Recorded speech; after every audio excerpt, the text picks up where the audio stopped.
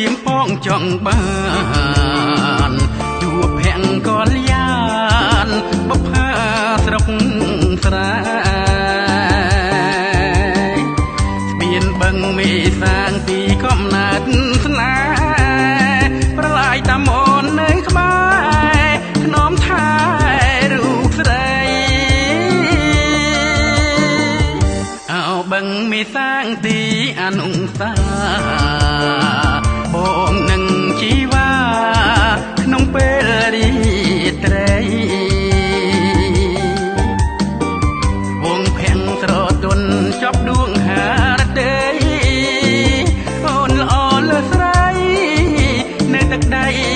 នេះណាវត្តច័ន្ទគ្រឿងស្នាជីវ៉ានឹងបងចិត្តរៀមកេងផ្សងដកក្នុងអរាវត្តប្រហៀសូមជួយផងណាប្រាប់ទៅកូននេះថារៀមសូមស្នេហ៍ស្និទ្ធផ្លូវបែកជា4សូមជួយនាំខ្ញុំទៅជួបស្រីមុំជាគូជីវិតអស់អវត្តទាវតូចអាណិតរាំងសាស្នេហ៍ស្និទ្ធលោកអើវសានអើយ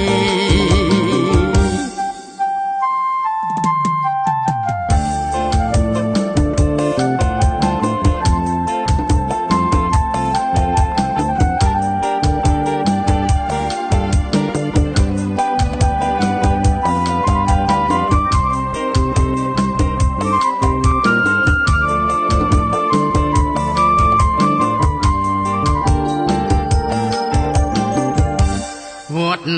ច័ន្ទគ្រឿងស្នាជីវ៉ានឹងប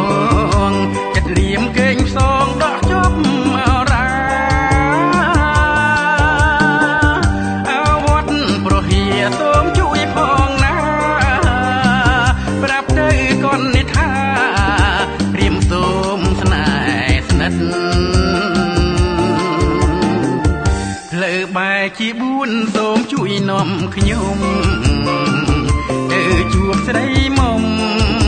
ជាគូជីវិតអស់អវត្តទាវតូចអាណិតរាំងសាស្នេហ៍ស្និទ្ធលោកអើវសានអើ